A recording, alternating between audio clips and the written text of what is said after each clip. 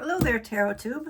Here I am again with one of my low production value videos and a little bit of a ramble as I catch you up on how I'm doing with my 10 by 10 deck challenge 2026.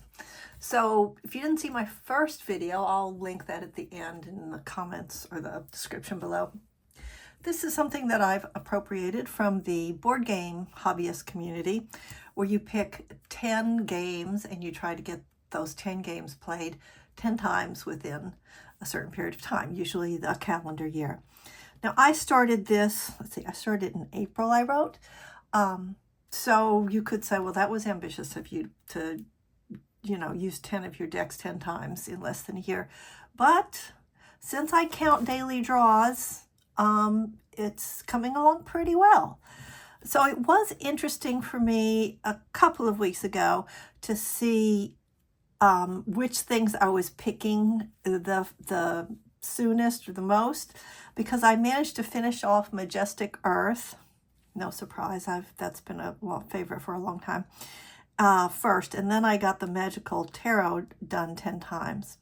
What surprised me a little bit was the Spirit Keepers Tarot, which I haven't finished yet, which is my sort of all-time, my goat deck. I never thought of that before. Greatest of all time. I thought, I'm finish that off real quick. And I didn't really, obviously. And I realized it's because for me, it is so special that I don't pick it up as often as you might expect. So that was a pretty interesting insight to have. And the one that I'm the slowest to pick up is the Witch's Wisdom. And I think it's probably because it challenges the traditional Rider-Waite-Smith meanings so much. So it's always like a little bit of a challenge to me. Am I just going to go for an intuitive hit and not worry so much about the traditional meanings, or am I going to kind of do that mental gymnastics thing where I figure out, okay, so this is what it often means, but in this deck it means this other thing. So that was a little bit of a thing. I was going pretty fast with the Cosmovisions. I deliberately pumped the brakes on that. And the reason is that it's a mini in a tin, and I've been doing a lot of traveling back and forth, being a new grandma. And so this was getting a lot of use. So I was like, okay, bring a full-size deck. You got to use your other stuff. So I thought what I would do is I talked about kind of what my discoveries of what I was choosing quickly, what I was not picking up as quickly. And they're all just kind of sitting in a row. You can't see them, but they're just sort of sitting in a row, just off camera. So when I sit down to my reading area, they're right in front of me. Now, that's not to say I'm not using other decks. I am using other decks. I picked up the Winnie the Pooh Tarot, and I went crazy with that thing. I was using it every day, nonstop, for a long time. I actually really love that Winnie the Pooh Tarot. That's a subject for another day. Anyhow, the other thing that I set before myself to do, which I have only gotten not even halfway through this, was to use a spread from the guidebook. So I got the Sacred She. I did a spread from that guidebook. I did a spread from Tarot of the Divine.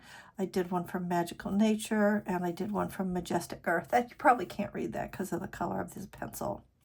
Yep.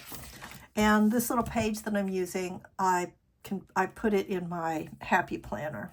I have a ring binder, so I put it in there to remind myself where I am with my progress.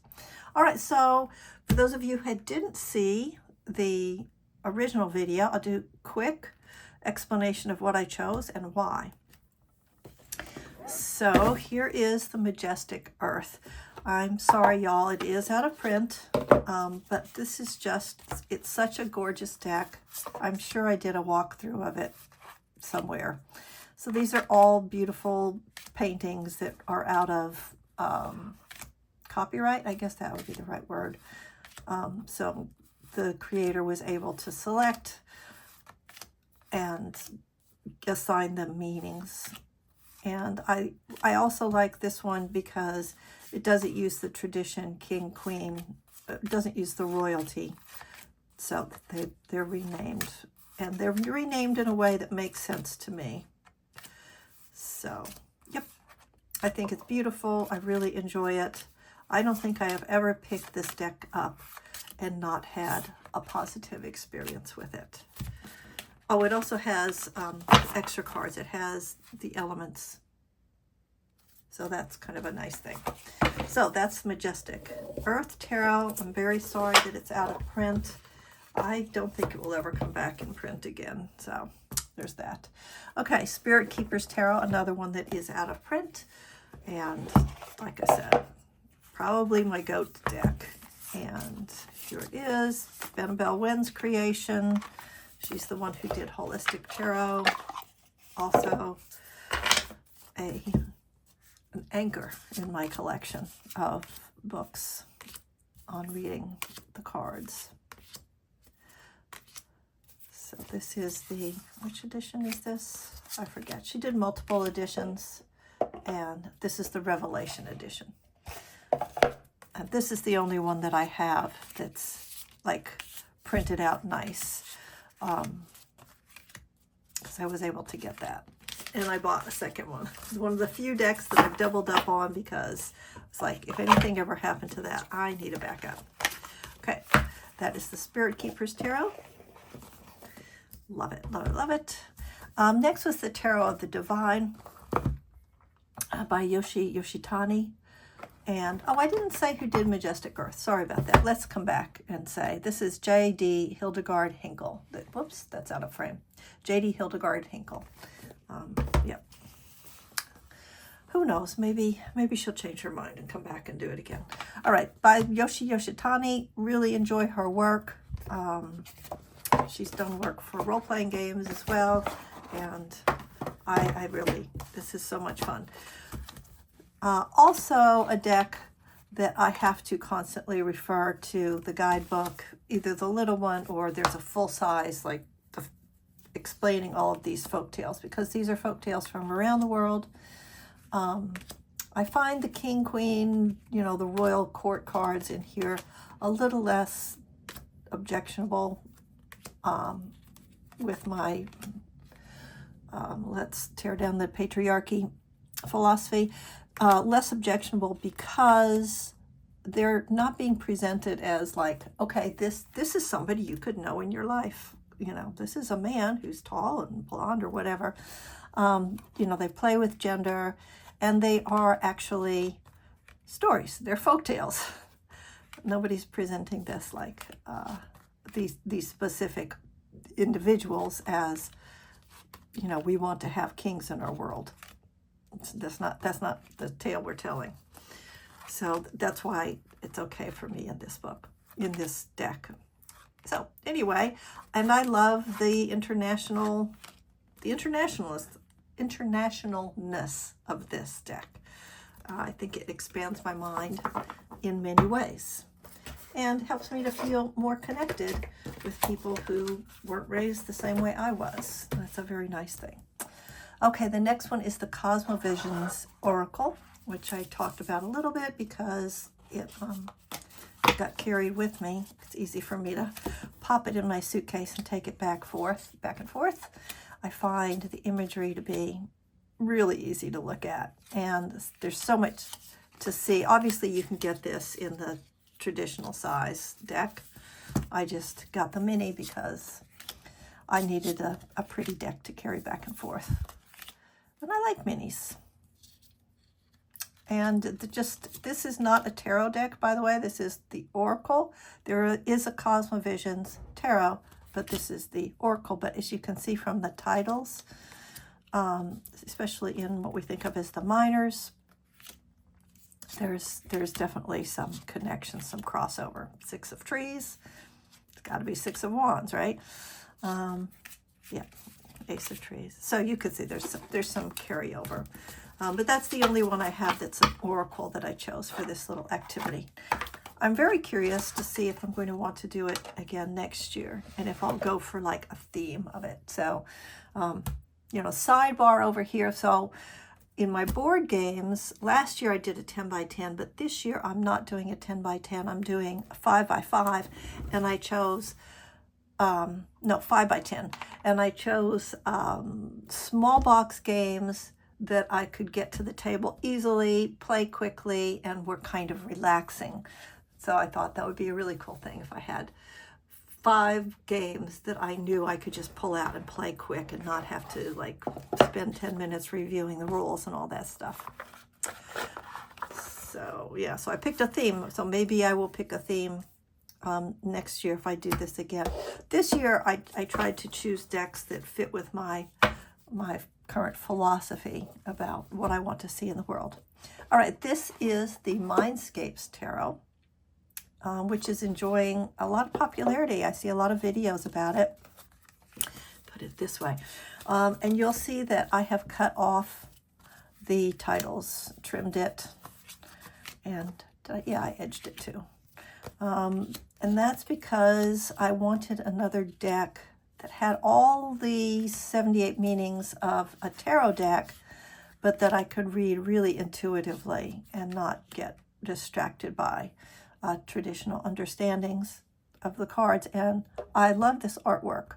Of course, we have got the Roman numerals for the majors, and that's, you know, it's not completely a blind box experience because of that. But yeah, it is serving the purpose that I was hoping it would serve for me, and I am enjoying using it very much because it's so beautiful. It's really pleasing to the eye. And sometimes when I pull, like, it just kind of happened naturally here. Let's get these back out. Let's see if I can get all 3 of these. All right, sometimes I'll pull something like this, with this deck in particular, and you see like a little theme running through it, and you can kind of tell yourself a story about what's happening. And I like that. All right, put this guy away. Did I say John A. Rice? John A. Rice was the creator of that. And did I say who was the creator of the Cosmovisions? I don't know that I did. It's James R. Eads, who is, I would call him prolific at this point. He's got a lot of stuff out there. Okay, Jane Austen Tarot. All right, interesting story about this. So I did not love the illustration on this at any point, although I have watched videos of people who do love the illustrations. And here's what happened.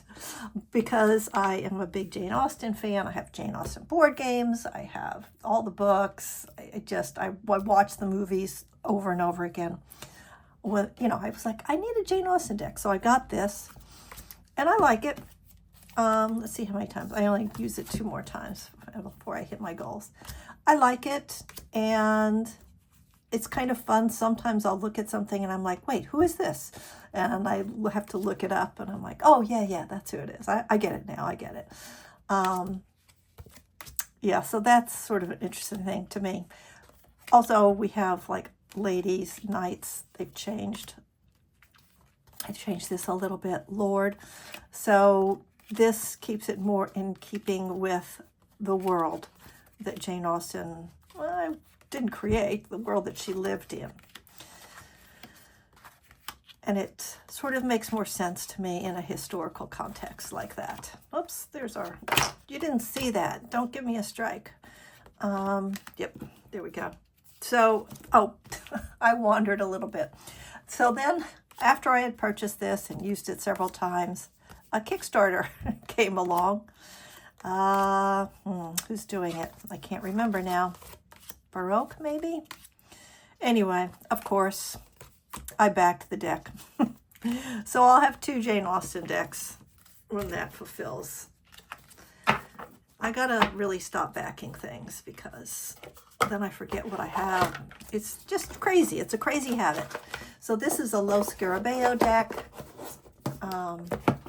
Lennox Reese just did a video praising Los Scarabeo as her favorite publisher because of the way they used art there. Anyway, here's our creators of the Jane Austen Tarot.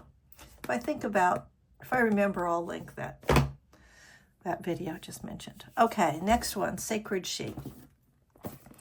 All right, I have turned out to really, really, really, really love the Sacred She Tarot by Ma Diva Padma.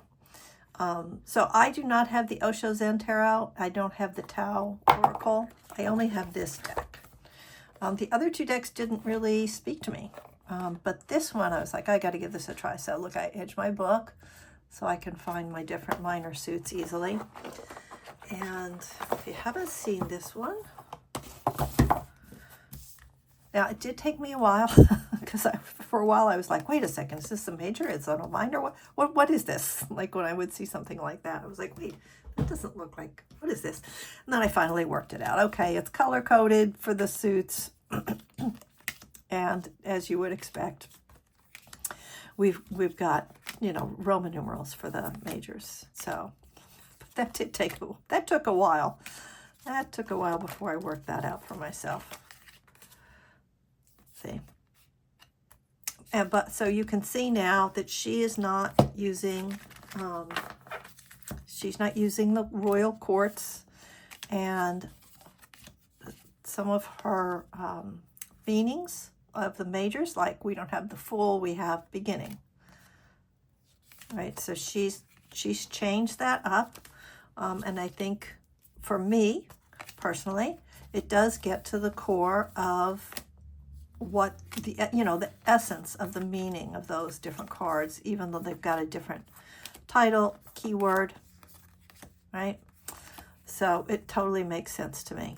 I really like it. I mean, and some of these images are so powerful. Look at that resistance card. So, you know, if you are like, wait a second, what suit are we in or something, because I color coded it, I can find it quick and go to it, and that makes it easier for me. Ta-da! So, yeah, I think this is really awesome. And when you go to the book, she does give you the Thoth and the Rider-Waite-Smith, so you can, if that helps you any. So yeah, I think it's a wonderful guidebook, and this deck is definitely rising to the top of decks I love that I would recommend. Yep. So put that one in there, and that's published. Who is this published by? Atria. It's a big box, but you know, real estate wise, I don't love that, but it's worth it. It's a good deck. All right, this is a deck that I don't think gets enough love out there by our community. I don't see a lot of people talking about it. It's the Magical Nature Tarot. Sorry, I had flipped it over. And this is by a collective. They call themselves the Sync Spirit Collective. And it's just beautiful. It just is in a little old tuck box, nothing fancy. I adore the cardstock on this deck. It just feels so good. And you'll see that they have also changed the names of the majors, as well as changing the names of the court cards or the face cards. So you've got ancestors, see. And if you like collage decks, I would think you would like this. And it's a muted palette, but I think the images are so clear. I just, you know, I don't have to sit there and struggle with this at all. I get such clear messages from this deck. Really enjoying it. Really enjoying it. I mean, overall, in general, I would say that to pick 10 decks that I had to really spend a good bit of time with, I don't really have any regrets over any of the decks that I picked. I think they're all really lovely. See the Seeker. Look at this. I mean, how brilliant is this with the snail to reflect, you know, and he's very grounded and the speed. I just think it's brilliant. I can't say enough nice things about this. Also a deck that I would definitely recommend to people. Okay, there's a very traditional image, but, you know, why not? Why not? I think we've got that image so hammered into our heads, like we'll Wi-Fi'd it, right? Okay, next on the list after Magical Nature is Witch's Wisdom. Wait a second, did I skip? Yes, I skipped Tarot Landscapes. Sorry about that. Next one should have been Tarot Landscapes. So that's this one. Comes in this kind of drawer box. So illustrations by Yoshi Mari and edited by Francesca Mattioni. A manual and deck, and I don't know this publisher either, but I am happy with the cardstock. Pretty backs. I didn't really talk about the backs, did I? This one I edged. So what I would say about this one is, because Majestic Earth is out of print, I would say that this is, it's not the same thing. Definitely not. But it is really good landscape paintings. And this one, I, did a whiteout and I put in my own personal words that I've chosen for the core cards. So I am in the process of sort of renaming cards in different decks. And this one I did first with pencil, so I'm going to go back. I got these nice little Sharpie fine point gel pens. I'm going to go back and make it more permanent. It was kind of a little bit of an experiment there for a while. But look, I mean, what a great illustration for the Adventurer of Swords. I think the colors in here are just fun, really fun. There's so much clarity. The contrast, I think, really helps to read the cards well.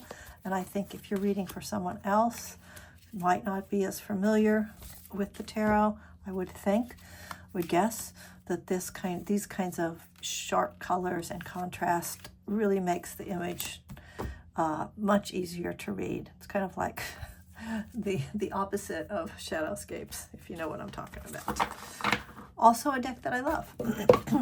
But since I've read that since the 90s, it didn't make sense to put that on a 10 by 10 challenge. Okay, and then my last deck, which I talked about a little bit, was The Witch's Wisdom. This is Phyllis Carot, and the artwork is by Danielle Barlow, and they did sort of a vision quest together to come up with the images for these cards. Like the tarot landscapes, these illustrations are so clear, they're so crisp, they've got so much good contrast. Yeah, but like I said, the challenge on this one is sometimes the meanings are not exactly what you would expect if you read RWS. So sometimes you kind of have to stop and go, well, hang on a second now. Why is this the Four of Water? So I do find myself consulting the guidebook with this one, maybe more than I wish I needed to. But this one, this was, if you take, it's like you've seen it, I've seen it enough, I've seen it enough. So I see the lungs, I see the two sides of the lungs, and I see the balance here with this too. So, after you've worked with it for a while, it becomes easier and easier to read. But some of these images are just exquisite, like this Ace of Water. It's just beautiful. And I do continue to find like little things, even though I've looked at this now for a few years. So that's something good about this collaboration. You gotta like a deck that's got a Spider Woman in it, right? And, let's go ahead and say it. The Craftsman of Fire, he's kind of hot. So there you go. That's it. Those are my 10 decks from my 10 deck challenge. And I don't really know what the story is with the current. I know it's in print. But I don't know if it still comes with this bag or that was something older that I have because I got it when I first got it. So let's see what I still have to do. So, yep, I've got 6 more decks to read with a spread from the guidebook. And so here we are making this. This is the end of August. I've got 1, 2, 3, 4, 5, 6, 7, 8, 9, 10, 11, 12, 13, 14, 15, 16, 17, 18, 19, 20. 20 more readings to do to hit my goal. I've got September, October, November, 4 more months to do it. I think I'm going to hit it. I'm happy about that. So I thought this would be a little bit of a challenge, but I was pretty confident I could hit my goal, and now I'm very confident this is going to happen. Anyway, if you watched this video to the end, thank you very, very much. I really appreciate you watching it. And if you did this challenge or you're interested in it, please leave a comment below so I can follow you and see what you're up to. Take care. Be safe out there. Bye.